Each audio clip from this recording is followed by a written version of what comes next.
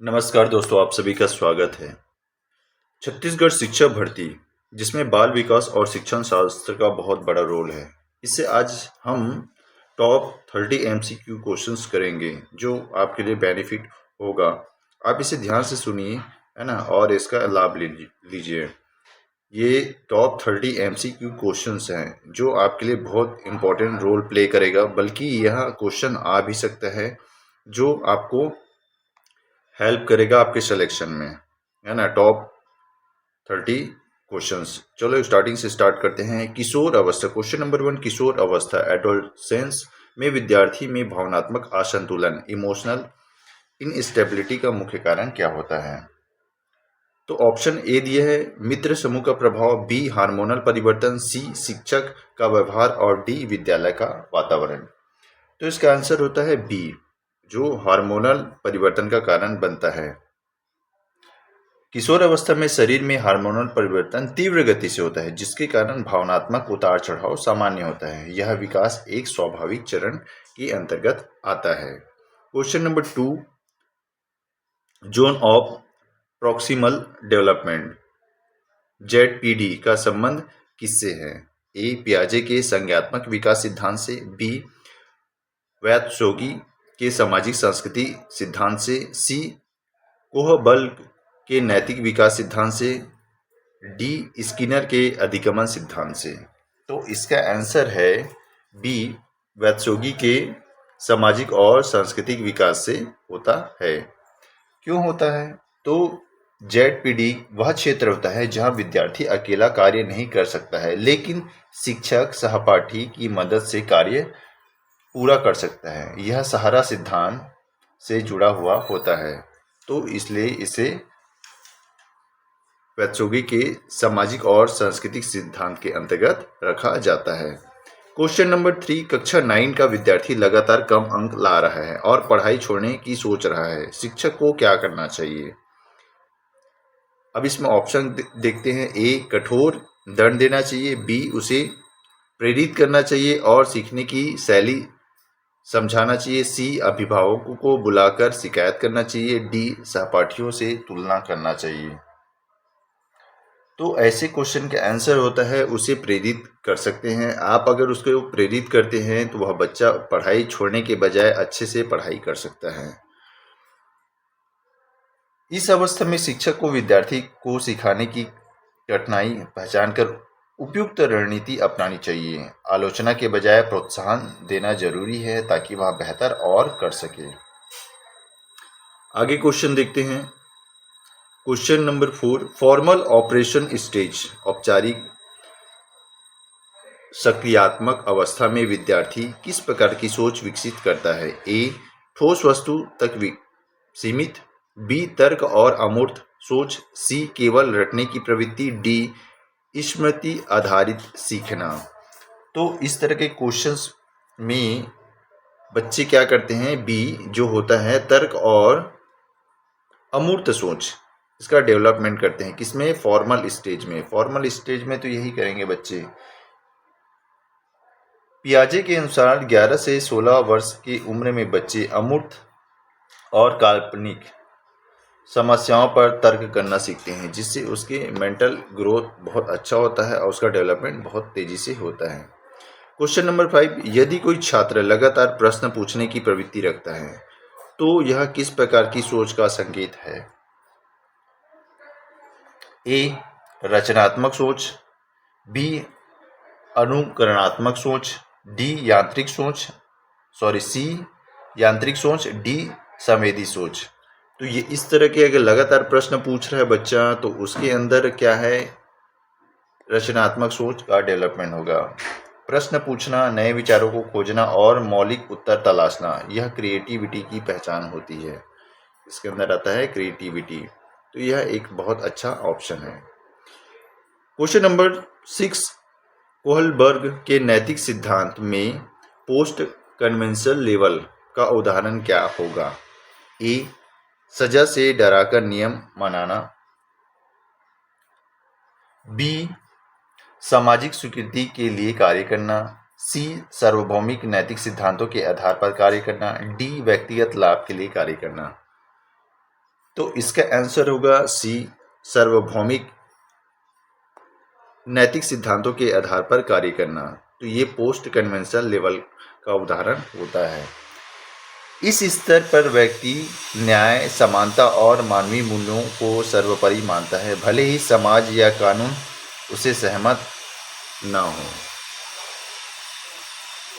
थोड़ा आवाज़ आ सकता है, बट मैं क्वेश्चंस को अच्छे से कोशिश करूंगा ताकि आप तक पहुंच सके। थोड़ा काम चल रहा है, इस वजह से डिस्टर्ब हो सकता है। यदि कक्षा 7 का बच्चा बार बार ध्यान भटकाता है तो शिक्षक को क्या करना चाहिए?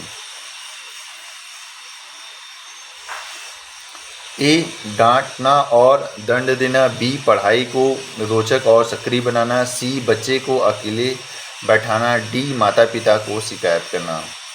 इसका आंसर हो सकता है B is the best option, पढ़ाई को रोचक और सक्रिय बनाना, ताकि बच्चा का ध्यान जो भटक रहा है बार बार उसे कंट्रोल आसानी से किया जा सके। तो इसका आंसर होगा बी होगा, क्योंकि छोटे बच्चों का ध्यान भटकना स्वाभाविक होता है। शिक्षक को गतिविधि आधारित शिक्षा, जो एक्टिविटी बेस्ड लर्निंग का प्रयोग करना बहुत इम्पॉर्टेंट हो जाता है, जिससे बच्चा और अच्छा से कर सके। क्वेश्चन नंबर 8, सामाजिक अधिगमन सोशल लर्निंग थ्योरी के प्रवर्तक कौन माने जाते हैं? तो इसके आंसर है ए, पियाजे। B, Skinner. C, Vygotsky. D, Bandura. तो इसका आंसर है बंडूर। जो सोशल लर्निंग थ्योरी है उसको इसने बताया था। बंडूरा ने अनुकरण और प्रेक्षण अधिगमन, है ना, ऑब्जर्व कब पर बल दिया। उन्होंने बोलोडोल एक्सपेरिमेंट के माध्यम से यह सिद्धांत दिया था, जो सोशल लर्निंग थ्योरी कहलाता है। आगे देखते हैं क्वेश्चन नंबर 9, यदि कक्षा 10वीं का विद्यार्थी परीक्षा में धोखा देता है तो इसका मनोवैज्ञानिक कारण क्या हो सकता है? इसका मनोवैज्ञानिक कारण हो सकता है ए, कम बुद्धि स्तर। बी, असफलता का डर और दबाव। सी, अनुशासन की कमी। डी, नैतिक मूल्य का अभाव।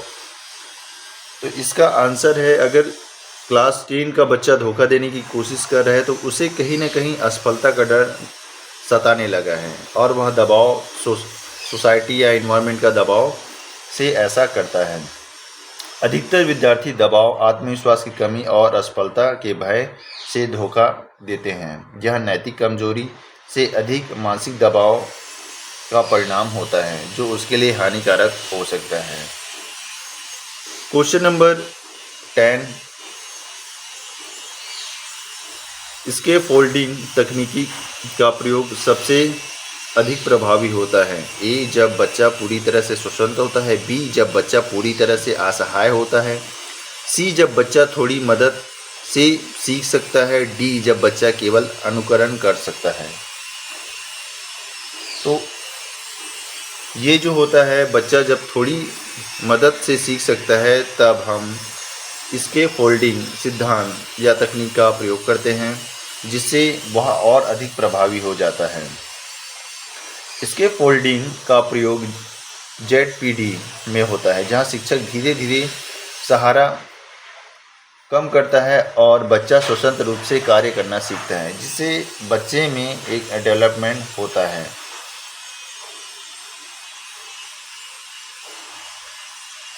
क्वेश्चन नंबर 11, वैत्सोगी के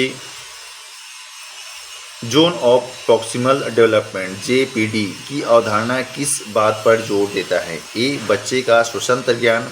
बी, बच्चे का वर्तमान प्रदर्शन स्तर। सी, बच्चे की वह क्षमता जो मार्गदर्शन व सहयोग से विकसित हो सकती है। डी, बच्चे की प्राकृतिक परिपक्वता।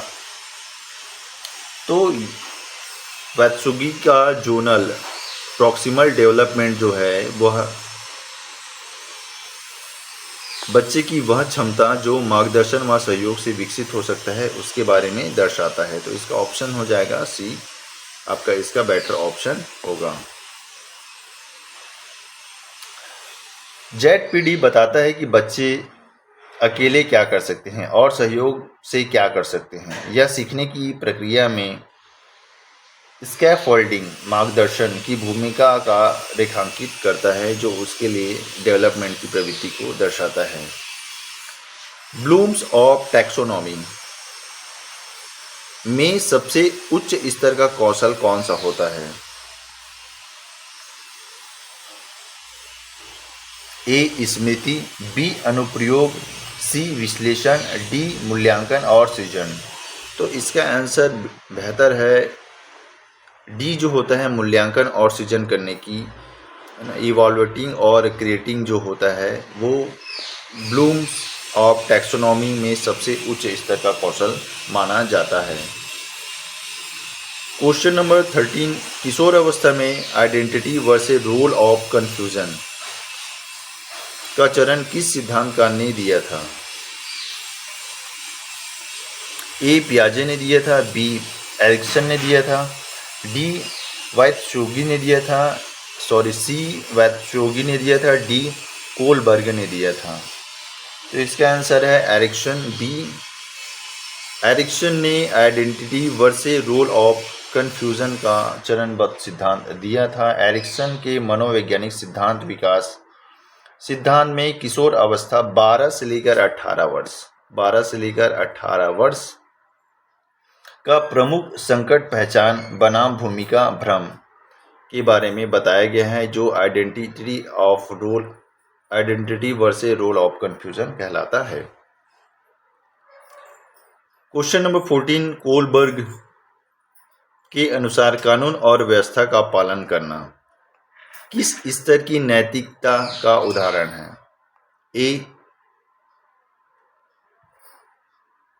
Pre convention, B convention, C post conventional, D social contract.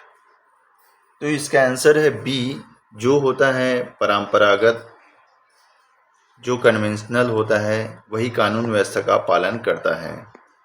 तो इसका बेहतर ऑप्शन है कोलबर्ग के अनुसार कानून और व्यवस्था का पालन करना कन्वेंशनल या नैतिकता का उदाहरण है। लॉ एंड ऑर्डर का पालन परंपरा नैतिक, जो कन्वेंशनल मोरालिटी के अंतर्गत आता है। इसमें बच्चा समाज के नियमों को मानता है, सीखता है और उसे पालन करता है। क्वेश्चन नंबर 15, कक्षा 9 का एक छात्र विज्ञान की समस्या हल करते समय कई दृष्टिकोण अपनाता है। यह किस संज्ञानात्मक कौशल का संकेत हो सकता है। ए अभिसारी चिंतन, बी अपसारी चिंतन, सी रटने की प्रवृत्ति, डी स्मृति। तो इसका आंसर है बी अभिसारी। अभिसारी जो होता है इस तरह की विज्ञान की समस्या हल करते समय कई दृष्टिकोण को अपनाने का जो संज्ञानात्मक कौशल होता है उसको बोलते हैं अभिसारी चिंतन। कई दृष्टिकोण अपनाना जो डाइवर्जेंट थिंकिंग का उदाहरण है, उसमें रचनात्मक और नवीन साधन सम्मिलित होते हैं, उसी ही अभिसारी बोला जाता है। क्वेश्चन नंबर 16, स्कैफोल्डिंग का सही उदाहरण कौन सा है। ए शिक्षक द्वारा हर प्रश्न का उत्तर देना, बी शिक्षक द्वारा कठिनाई के समय मार्गदर्शन करना और धीरे धीरे सहयोग कम करना, सी बच्चे को पूरी तरह से अकेला छोड़ देना, डी केवल परीक्षा परिणाम पर ध्यान देना।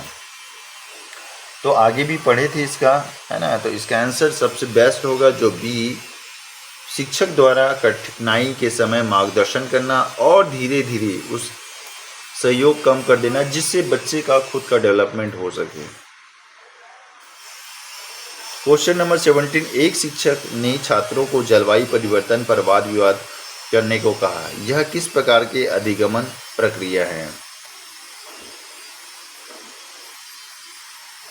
ए रटने पर आधारित अधिगमन, बी सक्रिय अधिगमन, सी निष्क्रिय अधिगमन, डी व्यक्तिगत अधिगमन। तो इस तरह का जब होता है तो इसमें सक्रिय अधिगमन कहलाता है। वाद विवाद आप आमने सामने होकर कर रहे हैं तो इसमें सक्रियता आपकी बढ़ जाती है।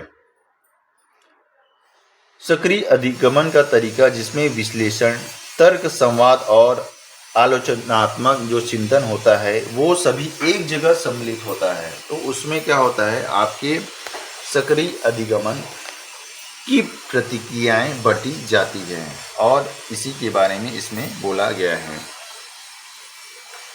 कक्षा 8 का छात्र समूह में कार्य करते समय आत्मविश्वास और सहयोग की भावना प्रदर्शित करता है। यह किस प्रकार के विकास का संकेत देता है?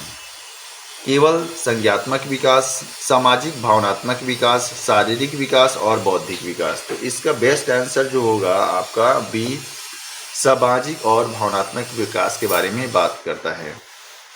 कब कक्षा 8 का छात्र समूह में कार्य करते समय आत्मविश्वास और सहयोग की भावना प्रदर्शित करता है, तो उस समय सामाजिक और भावनात्मक विकास के बारे में वह बात करता है।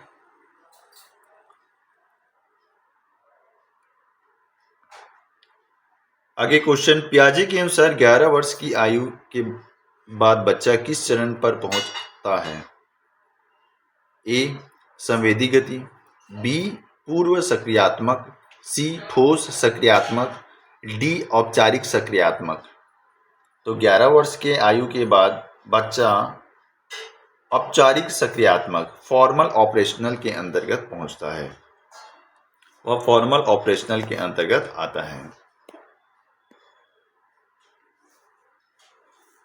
औपचारिक सक्रियात्मक चरण जो फॉर्मल ऑपरेशनल स्टेज में बच्चा अमूर्त चिंतन, परिपालन, परीक्षण और तर्क शक्ति विकसित करता है। क्वेश्चन नंबर 19, एक शिक्षक ने गणित पढ़ाते समय जीवन से जुड़े उदाहरण दिए। यह किस अधिगमन सिद्धांत से संबंधित है?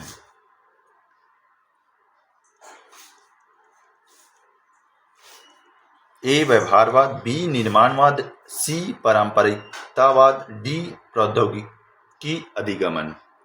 तो इसका बेस्ट आंसर जो होगा बी होगा, निर्माणवाद। निर्माणवाद के बारे में बात करते हैं, निर्माणवाद के बारे में जानते हैं, है ना।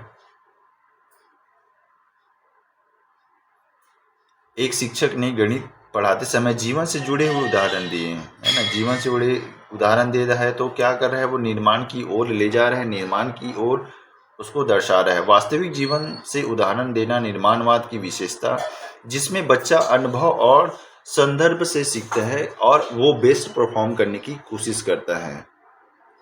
आगे देखते हैं क्वेश्चन नंबर 20, यदि कक्षा में कोई बच्चा लगातार मौन रहता है और भागीदारी नहीं करता है तो शिक्षक का प्रथम कर्तव्य क्या होगा? ए, उसे दंड करना, बी, उसे उपेक्षित करना, सी, उसकी रुचि और कठिनाई को पहचानना, डी, उसके अंक कम कर देना। तो इसका सबसे बेस्ट आंसर है वो सी, उसकी रुचि और कठिनाई को पहचानना कि बच्चा आखिर क्यों मौन है और क्यों भागीदारी नहीं कर रहा है। सीडीपी के अनुसार शिक्षक को पहले बच्चे को मनोवैज्ञानिक और शैक्षिक कठिनाई को समझना चाहिए ताकि उसे उचित सहायता मिल सके और वह बेहतर परफॉर्म कर सके। क्वेश्चन नंबर 21, किशोर अवस्था में आत्मसम्मान और आत्मधारण का विकास किससे अधिक प्रभावित होता है? ए, खेलकूद गतिविधि से, बी, शिक्षक के मूल्यांकन से, सी, साथियों की राय से, डी, परीक्षा परिणाम से। तो इसमें शिक्षक के मूल्यांकन से किशोर अवस्था में आत्मसम्मान और आत्मधारण का विकास सबसे अधिक प्रभावित होता है।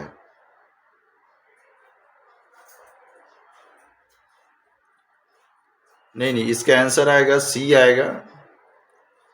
साथियों की राय से बच्चे ज़्यादा इफेक्टिव होते हैं। किशोर अवस्था में साथियों का प्रभाव आत्मधारण और आत्म सम्मान पर सबसे अधिक पड़ता है। साथियों का बहुत इम्पोर्टेंट रोल होता है। अगर बच्चा सही साथी पकड़ता है, सही इन्वायरमेंट में रहता है तो उसका विकास वैसे तेज़ी से होता है। साथियों का प्रभाव उसके आत्मधारण और आत्मसम्मान पर सबसे अधिक प्रभावी होता है। Question number 22, multiple intelligence theory किसने दी थी? ए, पियाजे ने दिया था, बी, गार्डनर ने दिया था, सी, स्किनर ने दिया था, डी, ब्रूनर ने दिया था। तो इसका आंसर बी है, गार्डनर ने मल्टीपल इंटेलिजेंसी सिद्धांत दिया, जिसमें 8 प्रकार की बुद्धिमत्ता जैसे भाषाई, तार्किक, संगीतात्मक आदि के बारे में इन्होंने डिटेल से बताया है। तो इसका आंसर है गार्डनर।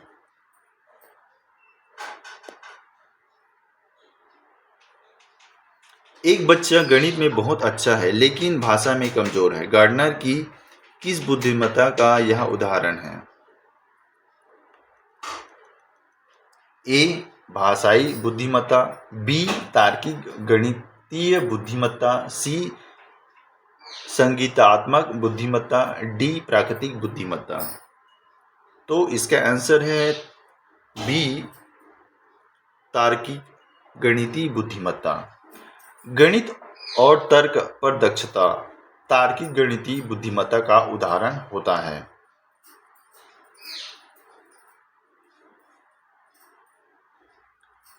कक्षा 10 का छात्र समाज की समस्याओं पर तर्क विचार व्यक्त करता है। यह किस प्रकार की सोच है?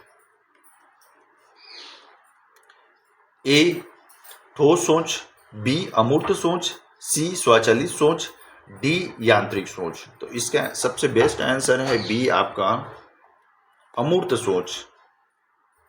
समाज की समस्याओं पर गहराई से विचार करना अमूर्त चिंतन का उदाहरण होता है, जो औपचारिक सक्रियात्मक चरण की विशेषता होती है।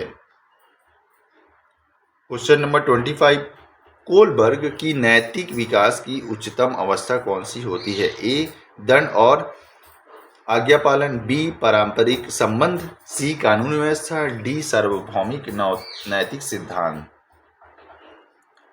तो इसका बेस्ट आंसर है उच्चतम स्तर, बी जो होता है सबसे बेस्ट आंसर इसका सार्वभौमिक नैतिक सिद्धांत। उच्चतम स्तर सार्वभौमिक नैतिक सिद्धांत यूनिवर्सल इथिकल प्रिंसिपल है, जिसमें व्यक्ति न्याय और नैतिक मूल्यों पर सर्वोपरि मानता है। Question number next, child centric education का मुख्य उद्देश्य क्या है? ए शिक्षा को केंद्र में रखना, बी रटने की आदत विकसित करना, सी बच्चे की आवश्यकताओं और रुचियों को केंद्र में रखना, डी केवल परीक्षा उन्मुख पढ़ाई करना। तो इसका सबसे बेस्ट आंसर है सी बच्चों की आवश्यकता और रुचि को केंद्र में रखकर कार्य करना ही चाइल्ड सेंट्रिक एजुकेशन का मुख्य उद्देश्य होता है। किशोर अवस्था में रिस्क टेकिंग बिहेवियर किस कारण से अधिक देखा जाता है? ए शारीरिक विकास में धीमी गति, बी भावनात्मक असंतुलन और पहचान की खोज, सी परिपक्व निर्णय क्षमता, डी अनुभव का अनुशासन। तो इसका सबसे बेस्ट आंसर है आपका बी भावनात्मक असंतुलन और पहचान की खोज ही रिस्क टेकिंग बिहेवियर के अंतर्गत आता है। किशोर अवस्था में भावनात्मक असंतुलन और पहचान की तलाश के कारण जोखिम लेने की प्रवृत्ति अधिक हो जाती है। नेक्स्ट क्वेश्चन देखते हैं, एक शिक्षक छात्रों को समस्याओं के समाधान हेतु विभिन्न रणनीति आजमाने के लिए प्रेरित करता है। यह किस अधिगमन का उदाहरण है? ए रटने वाला अधिगमन, बी समस्या समाधान अधिगमन, सी अवलोकन अधिगमन, डी अनुकरण अधिगमन। तो इसका सबसे बेस्ट आंसर होगा आपका समस्या समाधान अधिगमन के अंतर्गत यह आता है। जब शिक्षक बच्चों को अलग अलग रणनीति अपनाने को कहता है तो यह प्रॉब्लम सॉल्विंग लर्निंग का एक उदाहरण होता है और इसके अंतर्गत आता है।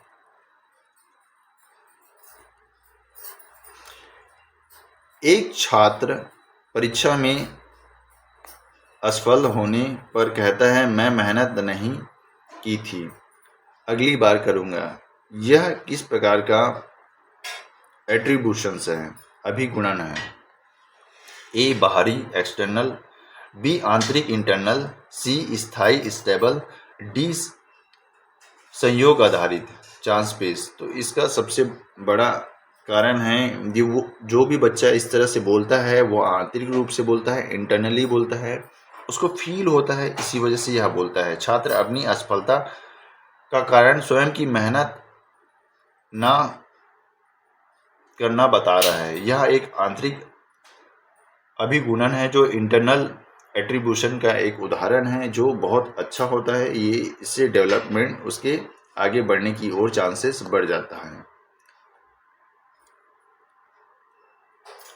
क्वेश्चन नंबर 30, स्कैफोल्डिंग तकनीक का प्रयोग सबसे अधिक प्रभावी होता है। ये क्वेश्चन रिपीट हो गया। तो क्वेश्चन नंबर सी, जब बच्चा थोड़ी मदद से सीख सकता है तब हम स्कैफोल्ड तकनीक का उपयोग करते हैं, जिससे बच्चे का डेवलपमेंट धीरे धीरे बढ़ते जाता है और वह और बेहतर करने की कोशिश करता है। आज के लिए इतना ही। धन्यवाद। Please like, share and subscribe this channel. Thank you. अगर कोई प्रॉब्लम हुआ होगा, बोलने में तकलीफ हुआ होगा या कुछ आवाज़ आया होगा तो उसके लिए सॉरी, पर आप मुझे सपोर्ट कीजिए। मैं पूरी कोशिश करूँगा कि अच्छे से अच्छा वीडियो और अच्छे कंटेंट आप तक ला सकूँ। आज के लिए इतना ही। धन्यवाद। Please like, share and subscribe this channel. Thank you.